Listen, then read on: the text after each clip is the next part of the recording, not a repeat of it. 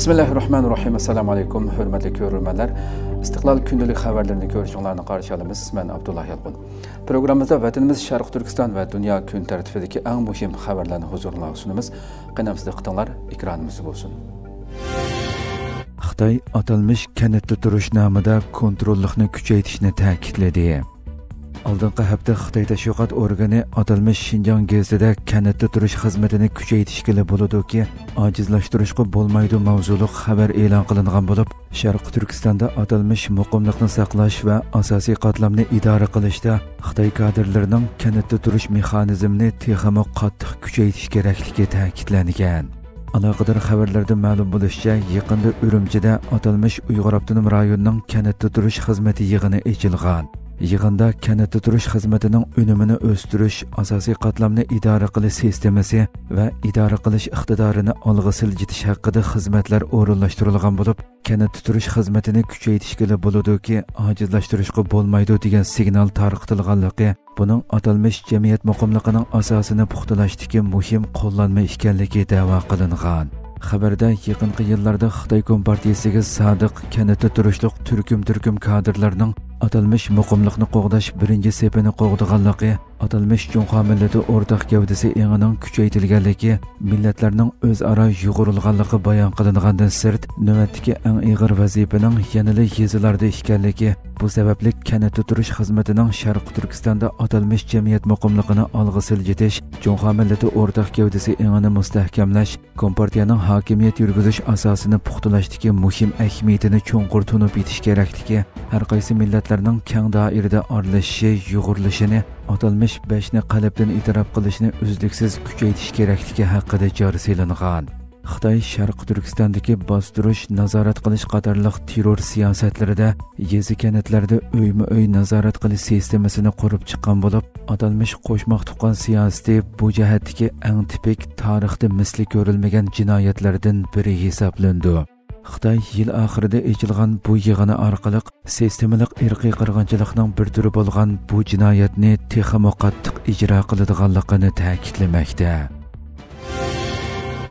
Xitoyning maktablardagi ta'sirini to'sishga aloqador 3 qonun loyihasi ma'qullandi. Oldingi hafta Amerika Avom palatasida Amerikadagi boshlang'ich o'rta maktab darsxonalarini Xitoy Kompartiyasining ta'siridan qo'g'dashga aloqador 3 qonun loyihasi ma'qullandi. Amerika vazining bu vaqtdagi xabarida qayd qilinishicha, mazkur 3 qonun loyihasi ayrim holda farzandlarimiz uchun mas'uliyatga nazoratni ilgari surish orqali kommunistik tarbiyani yo'qotish qonuni, maktab sistemasidagi diktatorlarning yolg'on yovdaqlariga zarba berish qonuni va raqiblarning ma'arifga i'ona qilish doklatining oshkorligi qonuni qatorliqlar ekan. Yuqorida qayd qilingan birinchi qonun Xitoy Kommunistik partiyasidan fond qabul qilgan har qanday maktabga federativ ma'arif fondi berishni cheklash orqali chet ellarning qo'l tiqishiga qarshi turishni maqsad qiladi ekan. Ikkinchi qonun maktablarning federativ ma'arif fondini elish sharti sifatida belgilik miqdordan eshib ketgan chet el mablag'ining manbasini oshkorlashini talab qilish orqali ochiq oshkorlikni kafolatlantirishni maqsad qiladi ekan. Uchinchi qonun bo'lsa, ota-onalarga bolalarining ommaviy maktablaridagi chet el ta'sirini bilish huquqi ta'minlaydi ekan. Qonun loyihalarini sunuvchilarning bildirishicha, bu 3 qonun loyihasi o'rta holda ochiq oshkorlikni kuchaytirib, raqiblarning fondining eqib kirishini to'sadi ekan va bolalar bog'chasidan 12-sinfgacha bo'lgan amerikalik o'quvchilar va ularning oilalarini qo'g'dashni kuchaytirdi ekan.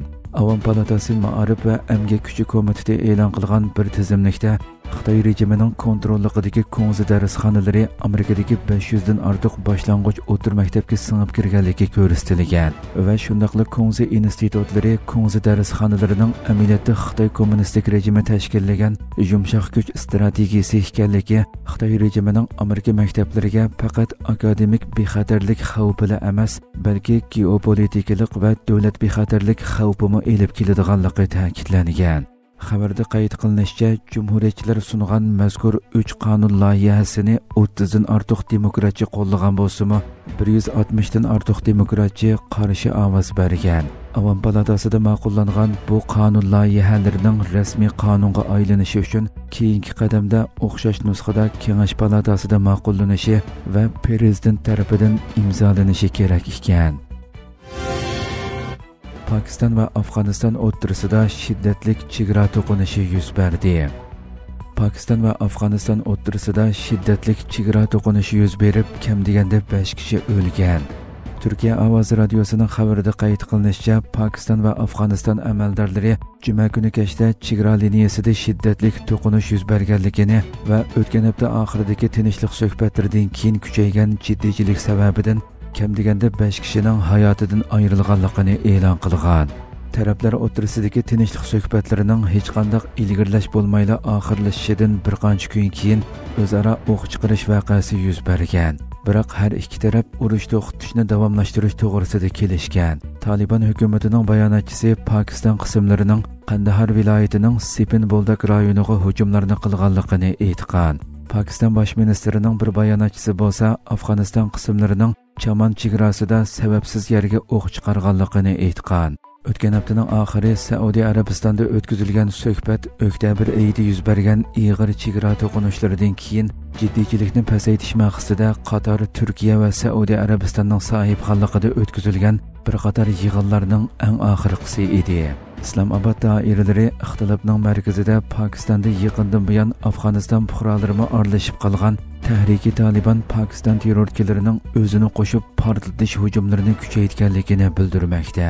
Kabul bo'lsa, Pokistonning chegarasi ichidagi bexatarlikka javobgar bo'la olmaydiganligini bildirib, mazkur ayblashlarni rad qildi. Hurmatli ko'ruvchilarimiz, shuna qilib bugungi xabarlarimiz mush yerda oxirlashdi. Inshaalloh atiki programmamizni ko'rishguncha omon bo'linglar. Assalomu alaykum va rahmatulloh.